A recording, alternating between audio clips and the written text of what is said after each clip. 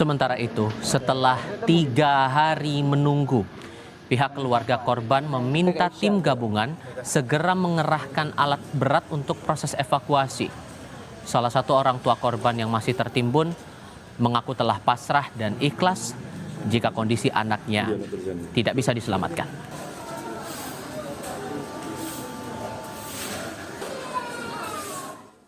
Terus ada alat-alat besar, kenapa nggak harus segera digerakkan gitu loh.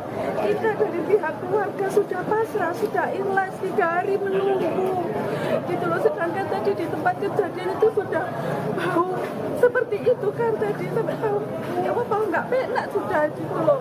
Kenapa ada alat berat nggak digerakkan? Untuk Bapak Presiden saya minta tolong segera dieksekusi. Ini sudah 3 hari dan di tempat kejadian itu sudah bau nggak enak gitu loh. Saya minta tolong harus segera dieksekusi, minta tolong banget. Jangan datang cuma difoto, cuma gitu. Foto-foto aja untuk dokumentasi buat apa? Untuk mengetahui kondisi terkini evakuasi korban, kita terhubung dengan jurnalis Kompas TV Kika Madona dan juru kamera Andika Pratama di Ponpes Al-Khazini, Sidoarjo. Kika, informasi terkini berapa jumlah korban meninggal dunia dan juga berapa yang masih terjebak di reruntuhan perkiraannya? Evakuasinya apa saja kendalanya, Kika?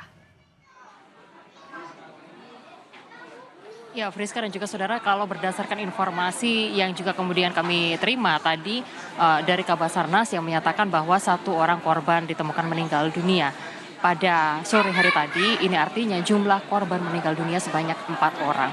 Meski demikian, proses evakuasi juga masih terus dilakukan karena hari ini juga di waktu yang kurang lebih bersamaan ada proses evakuasi untuk 1 orang korban selamat.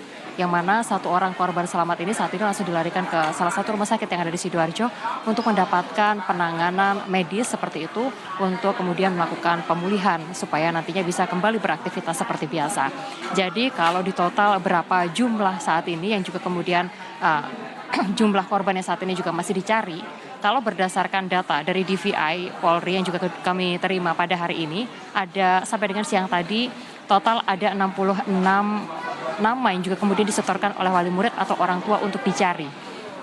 Namun kami juga masih mencari tahu secara pasti berapa angka pastinya. Karena tadi kami juga sempat mengonfirmasi kepada Kepala Basarnas bahwa memang perbedaan data tersebut itu bisa saja terjadi karena memang baik itu laporan dari keluarga korban maupun juga kemudian apa yang juga kemudian terjadi di lapangan ini juga mempengaruhi terkait dengan angka yang juga kemudian berapa jumlah korban pasti yang saat ini sedang dicari.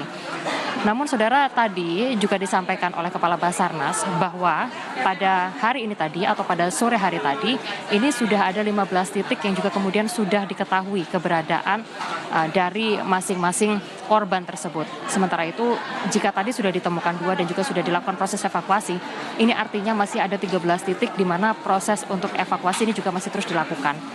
Dari total 13 titik tadi, kami juga masih mencari tahu secara pasti bagaimana status korban yang saat ini berada di dalam reruntuhan bangunan. Tentunya upaya untuk evakuasi ini juga masih terus dilakukan, mengingat kalau melihat bagaimana medan atau lokasi yang juga kemudian harus ditempuh oleh tim SAR, ini juga cukup berat seperti itu. Bahkan dari tim SAR ini juga harus membuat gorong-gorong atau lorong untuk bisa menjangkau korban dengan luasan atau besaran hanya bisa dijangkau oleh 1 orang saja untuk melakukan proses evakuasi dan juga mencari keberadaan korban. Demikian Friska.